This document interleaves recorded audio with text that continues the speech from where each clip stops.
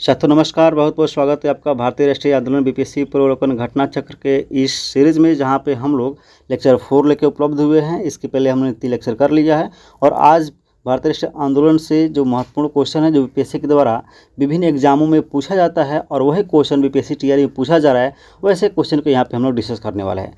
तो चलिए सेशन को शुरू करते हैं। सबसे पहले हम बात करते हैं कल के क्वेश्चन का, जो आपके होमवर्क के तौर पर दिया गया था। क्वेश्चन था कि इंडियन नेशनल कांग्रेस की पहली भारतीय महिला अध्यक्ष कौन थी। यहाँ पे आपका सही उत्तर हो जाता सरोजिनी नायडू, क्योंकि बात करते हैं कि भारतीय महिला अध्यक्ष, यानी वो भी पहली भारतीय महिला अध्यक्ष पूछा है, तो यहाँ पे आपका सी करेक्ट आंसर हो जाएगा। चलते हैं आज का पहला क्वेश्चन देखते हैं। आज का पहला क्वेश्चन आपके सामने है, महात्मा गांधी ने भारतीय राष्ट्रीय कांग्रेस के किस अधिवेशन की अध्यक्षता की। तो यहाँ पे आपका सही उत्तर हो जाएगा ऑप्शन बी 1924। ध्यान रखिएगा, महात्मा गांधी अपने जीवन काल में कांग्रेस का सिर्फ एक ही बार अधिवेशन का अध्यक्ष बन पाए, वो भी 1924 में, जो है कर्नाटक की बेलगांव का। हम बात करते हैं इसके तथ्य का, तो ध्यान रखिएगा दिसंबर 1924 में बेलगांव में कांग्रेस के 39वें वार्षिक अधिवेशन की अध्यक्षता महात्मा गांधी ने किया था। इस अधिवेशन में एक प्रस्ताव यह निश्चित किया गया कि गांधी के रचनात्मक कार्यों पर बल दिया जाए। इसी अधिवेशन में गांधी दास समझौता को अनुमोदित किया गया। ठीक है, हम बात करते हैं नेक्स्ट क्वेश्चन की। तो नेक्स्ट क्वेश्चन है हमारे सामने, क्वेश्चन नंबर सेकंड है। क्वेश्चन है कि 1922 में आयोजित भारतीय राष्ट्रीय कांग्रेस के गया अधिवेशन के अध्यक्ष कौन थे। यहाँ पे ऑप्शन दिया चित्तरंजन दास, हकीम अजमल खां, महात्मा गांधी। तो यहाँ पे ध्यान रखिएगा, आपका राइट आंसर हो जाएगा ऑप्शन ए चित्तरंजन दास। यानी 1922 में जब चित्तरंजन दास जेल में से बाहर निकल के आए, तो उन्हीं को ही भारतीय राष्ट्रीय कांग्रेस का अध्यक्ष बना दिया गया गया अधिवेशन के। अब यहाँ पे तथ्य की बात करें तो 1922 में जेल से छूटने के बाद चित्तरंजन दास को गया में कांग्रेस सम्मेलन हो रहा था, 37वां अधिवेशन था, और इसी के अध्यक्ष उनको घोषित कर दिया गया। देशबंधु के नाम से जाने जाते थे और देशबंधु ने सभा प्रवेश कार्यक्रम के जरिए भारतीय राजनीति को नया आयाम देने का प्रयास किया। यानी हम कह सकते हैं कि जो हमारे चित्तरंजन दास थे, वो चाहते थे कि कांग्रेस भी क्या करे, राजनीतिक तरफ इसकी रुझान हो, राजनीतिक तरफ हम लोग आगे बढ़े। इस प्रस्ताव को उन्होंने पारित करने का अपनी इच्छा जाहिर की, परंतु CR राजगोपालचारी, वल्लभ भाई पटेल, डॉक्टर राजेंद्र प्रसाद, NG रंगा और एंगर आदि नेताओं ने उनके प्रस्ताव को पारित नहीं होने दिया और उनका विरोध किया। इस अधिवेशन में काउंसलिंग में प्रवेश न लेने का प्रस्ताव पारित हुआ, मतलब कि प्रस्ताव पारित हुआ कि हम लोग किसी भी राजनीतिक पार्टी में या काउंसलिंग में हम प्रवेश हम लोग नहीं करेंगे। और फलस्वरूप क्या हुआ कि चित्तरंजन दास ने अपना त्याग पत्र दे दिया कांग्रेस से। इसके उपरांत उन्होंने कांग्रेस के भीतर इस स्वराज पार्टी नाम की जो है स्थापना की, जहाँ पे मोतीलाल नेहरू और ये जो है चित्तरंजन दास दोनों लोग थे। इसके बाद अन्य जो कांग्रेस के जो सदस्य थे, वो भी जो है स्वराज पार्टी से जुड़ना शुरू कर दिए। हम बात करते हैं नेक्स्ट क्वेश्चन की। तो नेक्स्ट क्वेश्चन है, भारतीय राष्ट्रीय कांग्रेस के दूसरे अधिवेशन की अध्यक्षता किसने की। यहाँ पे ऑप्शन है गणेश अयंगर और सुरेंद्रनाथ बनर्जी, दादा भाई नौरोजी। ध्यान रखिएगा, भारतीय राष्ट्रीय कांग्रेस की जो दूसरे अधिवेशन हुआ, उसके अध्यक्ष थे आपका दादा भाई नौरोजी। चलिए देखते हैं इसकी जो है तथ्य की। तो कांग्रेस का दूसरा अधिवेशन 1886 में कलकत्ता में हुआ था और इसकी अध्यक्षता दादा भाई नौरोजी ने की थी। इस अधिवेशन में इंडियन एसोसिएशन तथा भारतीय राष्ट्रीय कांग्रेस का विलय हुआ था। यानी सुरेंद्रनाथ बनर्जी का जो इंडियन एसोसिएशन जो था, उसका और कांग्रेस का आपस में विलय हो गया था। इसके अतिरिक्त दादा भाई नौरोजी ने 1893 ईस्वी में लाहौर अधिवेशन तथा 1906 में कलकत्ता अधिवेशन की अध्यक्षता भी की। ध्यान रखिएगा, दादा भाई नौरोजी 3 बार अध्यक्षता किए थे, 1886, इसके अलावा 1893 और 1906 में। नेक्स्ट क्वेश्चन की बात करते हैं। अगला क्वेश्चन है आपका, भारतीय राष्ट्रीय कांग्रेस का 27वां अधिवेशन किस स्थान पर हुआ था। ध्यान रखिए, काफ़ी महत्वपूर्ण क्वेश्चन है बीपीएससी टीआरई के परिप्रेक्ष्य में। अब यहाँ पे आपका ऑप्शन दिया है भागलपुर, पटना, बांकीपुर। तो इसका जो सही उत्तर हो जाएगा ऑप्शन सी बांकीपुर। यानी भारतीय राष्ट्रीय कांग्रेस का 27वां अधिवेशन जो है बांकीपुर में हुआ था। और इसकी तथ्य की बात करें तो ध्यान रखिएगा, 27वां अधिवेशन जो है दिसंबर 1912 में बांकीपुर यानी पटना के बांकीपुर में हुआ था। और इस अधिवेशन की अध्यक्षता RN मधोलकर जी ने की। इसी अधिवेशन में ह्यूम को कांग्रेस का पिता कहा गया। अब यहाँ पे एक बात उभर कर आपके सामने आ रही है कि कांग्रेस का पिता किसे कहा गया, तो ये थे ह्यूम को कहा गया था। ठीक ना। चलिए हम बात करते हैं नेक्स्ट क्वेश्चन की। नेक्स्ट क्वेश्चन है हमारे सामने 5वां नंबर, राष्ट्रवादियों के दैनिक समाचार पत्र द इंडियन नेशन का प्रकाशन कब प्रारंभ हुआ था? 1930, 1931, 1940। यहाँ पे आपका राइट आंसर हो जाएगा ऑप्शन बी 1931। देखते हैं तथ्य की बात कर लेते हैं। तो इसका ध्यान रखिएगा कि द इंडियन नेशनल एक स्वतंत्र राष्ट्रवादी दैनिक समाचार पत्र था जो न्यूज़पेपर एंड कंपनी द्वारा बिहार की राजधानी पटना से प्रकाशित किया जाता था। इस दैनिक समाचार पत्र का प्रकाशन वर्ष 1931 से प्रारंभ हुआ था। नेक्स्ट हम देख लेते हैं क्वेश्चन 6 नंबर, इनमें से कौन इंग्लैंड में भारत के अनाधिकारिक दूत बने? इनमें से कौन इंग्लैंड में भारत के अनाधिकारिक दूत बने? सूर्यनाथ बनर्जी, दादा भाई नौरोजी, स्वामी विवेकानंद। यहाँ पे आपका सही उत्तर हो जाएगा ऑप्शन बी दादा भाई नौरोजी। ध्यान रखिएगा कि दादा भाई नौरोजी को इंग्लैंड में भारत के अनाधिकारिक दूत के रूप में जाना जाता है। उन्होंने भारतीय दृष्टिकोण को ब्रिटिश जनता तक पहुंचाने के उद्देश्य से 1866 में ईस्ट इंडिया एसोसिएशन की स्थापना की। क्वेश्चन आपसे पूछा जा सकता है कि ईस्ट इंडिया एसोसिएशन की स्थापना कब और किसके द्वारा की गई थी? तो इसका सही उत्तर हो जाएगा 1866 में दादा भाई नौरोजी के द्वारा। नेक्स्ट क्वेश्चन है, किसने कहा था कांग्रेस आंदोलन न तो लोगों के द्वारा प्रेरित था न ही उनके द्वारा सोचा या योजनाबद्ध किया गया था? Lord Dufferin, sir Syed Ahmad, Lord Curzon. तो यहाँ पे आपका सही उत्तर हो जाएगा option B sir Syed Ahmad. यानी सर सैयद अहमद ने कहा था कि कांग्रेस आंदोलन ना तो लोगों के द्वारा सोचा गया था, ना ही प्रेरित था, ना ही योजनाबद्ध था। इसका सही उत्तर हो जाएगा ऑप्शन बी। अब यहाँ पे ध्यान रखिएगा कि 1888 ईस्वी में सर सैयद अहमद खां तथा शिव प्रसाद ने एक संयुक्त भारतीय राजभक्त सभा यानी यूनाइटेड नेशन पेट्रियोटिक एसोसिएशन बनाई, जिसका स्पष्ट उद्देश्य कांग्रेस के प्रचार प्रसार को निष्फल यानी विफल बनाना था और लोगों को कांग्रेस से दूर रखना था। सर सैयद अहमद खान ने कहा था कांग्रेस आंदोलन न तो लोगों के द्वारा प्रेरित था, न ही उनके द्वारा सोचा या योजनाबद्ध किया गया था। तो इस तरह से ध्यान रखना है कि शिव प्रसाद और जो हम कह सकते सर अहमद खां थे, ये दोनों लोग नहीं चाहते थे कि कांग्रेस में भारतीय लोग जुड़े, इसलिए उसका विरोध करते थे। नेक्स्ट क्वेश्चन की बात करें तो हमारा नेक्स्ट क्वेश्चन है 8 नंबर, मुझे विश्वास है कि कांग्रेस अपने विनाश की तरफ जा रही है और मेरी यह बड़ी इच्छा भारत में रहेगी कि इसकी शांति प्रिय निधन के लिए इसका सहायक बनूं। यह किसने लिखा था? ऑप्शन है Lord Lytton, Lord Dufferin, Lord Curzon. ध्यान रखिएगा इसका सही उत्तर हो जाएगा लॉर्ड कर्जन। नहीं, लॉर्ड कर्जन ने कहा था कि कांग्रेस जो है विनाश की तरफ जा रही है और मैं चाहता हूं कि मेरे भारत रहते ही समय यह ख़त्म हो जाए और इसके लिए मैं प्रयास भी करूंगा। इस तरह का कथन जो है लॉर्ड कर्जन ने दिया था। तो इस तरह से आपका ध्यान रखिएगा।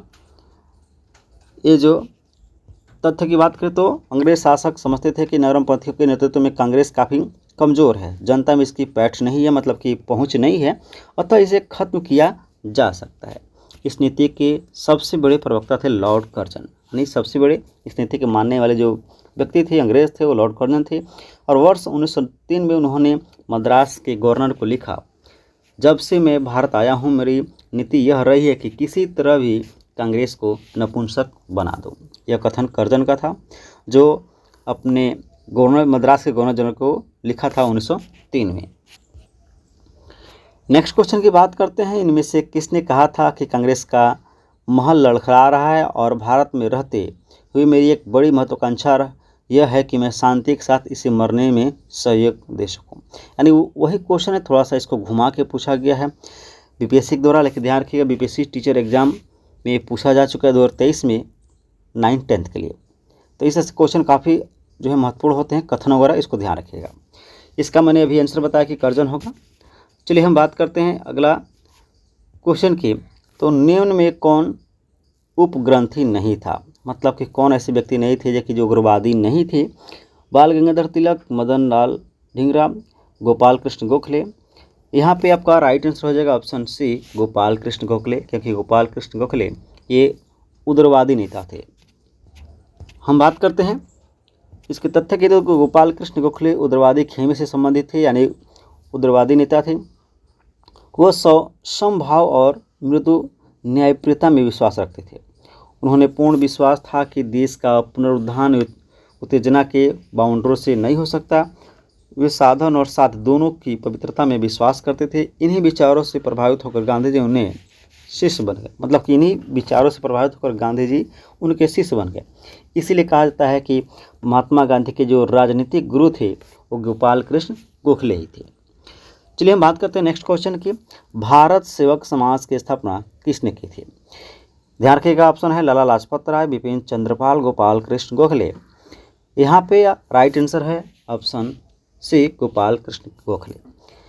यानी भारत सेवक समाज की स्थापना गोपाल कृष्ण गोखले के द्वारा 1905 में गोपाल कृष्ण गोखले ने भारत सेवक समाज की स्थापना की थी, जिसका उद्देश्य भारत सेवा के लिए प्रचारक तैयार करना और संवैधानिक रूप से भारतीय जनता के सच्चे हितों की प्रोत्साहन देना था।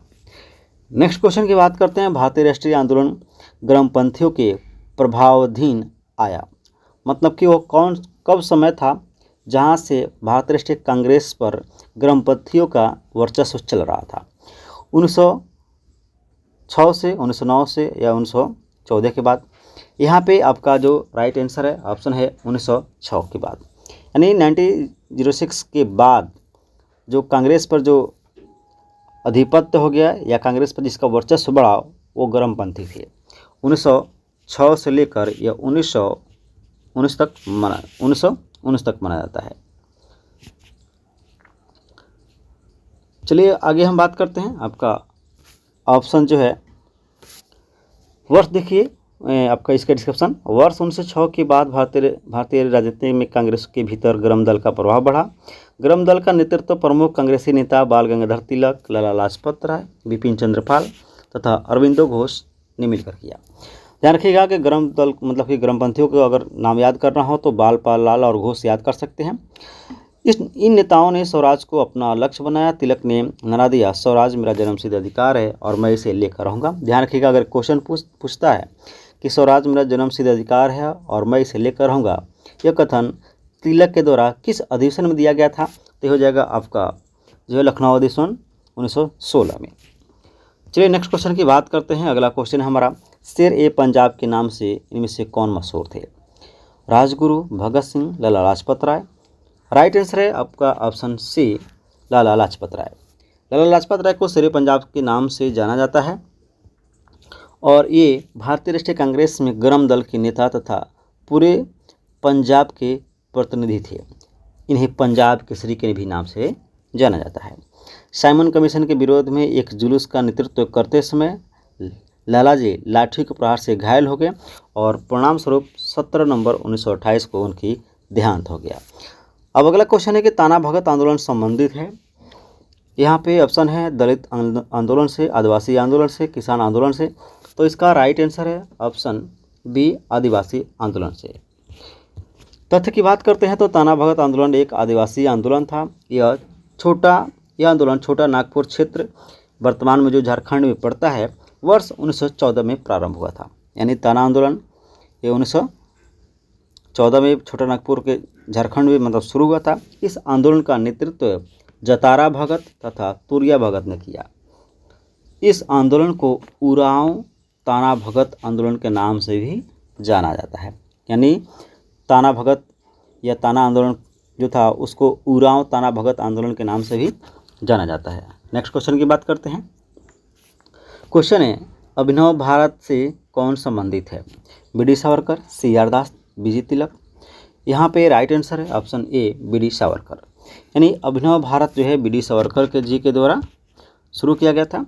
अभिनव भारत की स्थापना वर्ष 1904, स्थान नासिक था, महाराष्ट्र में, बी.डी. सावरकर जी के द्वारा किया गया था। और बी.डी. सावरकर, जिन्हें विनायक दामोदर सावरकर भी कहा जाता है, द्वारा 1999 ईस्वी में स्थापित मित्र मेला ही वर्ष 1904 में एक गुप्त सभा अभिनव भारत में परिवर्तित हो गई थी। हम कह सकते हैं कि 1904 में जो आपका मित्र मेला था उसी को कन्वर्टेड करके उसी को जो है बदल के गुप्त सभा अभिनव भारत के रूप में परिवर्तित कर दिया गया था 1904 में। जबकि हम बात करते हैं मित्र मेला आया कब था, तो 1899 में। चलिए हम बात करते हैं अगले क्वेश्चन की। तो अगला क्वेश्चन है, मुजफ्फरपुर में किंग्सफोर्ड की हत्या का प्रयास कब किया गया था? तो देखिए ऑप्शन दिया है 1908, 1909, 1907। यहाँ पे राइट आंसर है 1908। यानी मुजफ्फरपुर के किंग्सफोर्ड की हत्या का प्रयास 1908 में खुदीराम बोस, प्रफुल्ल चाकी और उनके साथियों के द्वारा किया गया था। और ध्यान रखिएगा, इसकी तथ्य की बात करें तो 30 अप्रैल 1908 को बिहार के मुजफ्फरपुर में खुदीराम बोस और प्रफुल्ल चाकी ने किंग्सफोर्ड पर बम फेंका, परंतु किंग्सफोर्ड बच गया और दुर्भाग्य से राष्ट्रीय आंदोलन में हमदर्दी रखने वाले मिस्टर केनेडी की पत्नी और पुत्री की मृत्यु हो गई। प्रफुल्ल चाकी ने पुलिस से बचने के लिए खुद को आत्महत्या कर लिया, यानी गोली मार लिया, तथा खुदीराम बोस को गिरफ्तार कर लिया गया और बाद में उन्हें फांसी की सज़ा दे दी गई और सबसे कम उम्र में फांसी पाने वाले प्रथम भारतीय थे।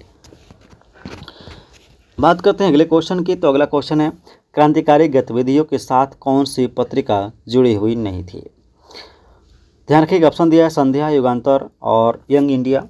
यहाँ पे 3 जो है पत्रिका है, लेकिन ध्यान रखिए पूछा है कि क्रांतिकारी गतिविधियों के साथ कौन सी पत्रिका जुड़ी हुई नहीं थी। तो यहाँ पे आपका राइट आंसर है ऑप्शन सी, यंग इंडिया, क्योंकि यंग इंडिया महात्मा गांधी जी के द्वारा संचालित किया जा रहा था और यंग इंडिया कहीं भी क्रांतिकारियों का सपोर्ट नहीं कर रही थी। ऑप्शन सी आपका राइट आंसर है। इसकी तथ्य की बात की जाए तो यंग इंडिया पत्रिका क्रांतिकारी गतिविधियों के साथ जुड़ी हुई नहीं थी। यंग इंडिया पत्रिका का संपादन महात्मा गांधी जी ने किया था। इस संस्था ने गदर नामक अखबार निकाला, जिससे इन संस्था का नाम भी गदर पार्टी पड़ गया। अब देखिए यहाँ पे क्या कुछ बातें जो है टॉपिक में छुटी हुई, लेकिन मैं आपको बता देता हूँ। जो गदर पार्टी जो थी उसी ने गदर नामक अखबार भी निकाला, जहाँ पे क्रांतिकारियों का बातों को रखा जा रहा था। और युगांतर की बात करें तो युगांतर भी एक क्रांतिकारी जो है पत्रिका थी। तो इस तरह से युगांतर और आपका बात करते हैं गदर, दोनों एक क्रांतिकारी पत्रिका थी, जबकि यंग इंडिया गांधी जी के द्वारा संचालित एक पत्रिका थी। हम बात करते हैं नेक्स्ट क्वेश्चन की। अगला क्वेश्चन है, हिंदू पैट्रियट का संपादक कौन था? हरिश्चंद्र मुखर्जी, दीनबंधु मित्र, बाबुल मणि। यहाँ पे आपका राइट आंसर है ऑप्शन ए, हरिश्चंद्र मुखर्जी। यानी हिंदू पैट्रियट के जो संपादक थे वे थे हरिश्चंद्र मुखर्जी। और ध्यान रखिएगा कि कलकत्ता, जो वर्तमान को में कोलकाता बोला जाता है, वहीं से हिंदू पैट्रियट प्रकाशित होता था और इसकी शुरुआत 1853 में गिरीश चंद्र घोष के संपादकत्व में हुआ था तथा 1855 में इसे हरिश्चंद्र मुखर्जी, मतलब कि 1855 में हरिश्चंद्र मुखर्जी इसके संपादक बन गए। नेक्स्ट क्वेश्चन की बात करते हैं। तो अगला क्वेश्चन है हमारा 19 नंबर, होम चार्जेस या ब्रिटेन में भारतीय सरकार के खर्चों में समाहित थे। यानी होम चार्जेस कह सकते हैं या ब्रिटेन का जो है भारतीय सरकार के खर्चों में क्या क्या समाहित था, यानी भारत कौन कौन से खर्चे इंग्लैंड के खर्चों को सह रहा था और या दे रहा था। ऑप्शन दिया है ब्रिटिश भारतीय अधिकारियों की पेंशन, भारत में खरीदे गए सैन्य और अन्य भंडार, रेलवे की गारंटीड ब्याज, उपरोक्त सभी। तो यहाँ पे ध्यान रखिएगा, जो आपका 19 नंबर क्वेश्चन का जो राइट आंसर है ये हो जाएगा ऑप्शन डी, उपरोक्त सभी। यानी अंग्रेज़ों के जो खर्चे थे उनमें से ब्रिटिश भारतीय अधिकारियों की पेंशन, भारत में खरीदे गए सैन्य और अन्य भंडार, रेलवे के गारंटीड जो ब्याज थे, सभी भारतीय कोष से अंग्रेज़ों को दिया जा रहा था। मतलब अंग्रेज जो भी खर्चा करते थे उसका पैसा भारत के कोष से दिया जा रहा था, इसलिए आपका राइट आंसर ऑप्शन डी हो जाएगा। हम बात करते हैं इसके तथ्य के बारे में। तो ध्यान रखिएगा कि होम चार्जेस या ब्रिटेन में सरकारी खर्चे में ब्रिटिश भारतीय अधिकारी की पेंशन, भारत में खरीदे गए सैन्य और अन्य भंडार तथा रेलवे के निदेशकों को ग्रांटेड ब्याज, ये सभी समाहित थे। यानी सारे खर्चे भारत के कोष से दिए जाते थे। नेक्स्ट हम क्वेश्चन की बात करते हैं। अगला क्वेश्चन है 20 नंबर, 1897 के भारतीय राष्ट्रीय कांग्रेस के अमरावती अधिवेशन को किसने 3 दिवसीय तमाशा कहा था? जतीन्द्रनाथ बनर्जी, सतीश मुखर्जी, अश्वनी कुमार दत्त। तो यहाँ पे आपका आंसर है अश्वनी कुमार दत्त। यानी अश्वनी कुमार दत्त ने कहा था कि भारतीय राष्ट्रीय कांग्रेस 3 दिन का तमाशा करती है। तथ्य की बात करें तो 1897 के भारतीय राष्ट्रीय कांग्रेस के अमरावती अधिवेशन को अश्वनी कुमार दत्त ने 3 दिन का तमाशा कहा था। उनका कहने का मतलब था कि साल में हम लोग 3 बार जो है ये बैठते हैं और मुद्दे पे बात करते हैं, तो इससे कुछ नहीं हो सकता है। ये हमारा सिर्फ 3 दिन का एक तमाशा है और कुछ नहीं। हम बात करते हैं आज के महत्वपूर्ण होमवर्क क्वेश्चन के बारे में, जिसका आंसर आपको कमेंट बॉक्स में देना है। आपके लिए होमवर्क है, साइमन कमीशन को किसकी अध्यक्षता में नियुक्त किया गया था? ऑप्शन दिया है सर जॉन साइमन, क्लेमेंट एटली, हैरी लेवी लॉसन, उपरोक्त में एक से अधिक।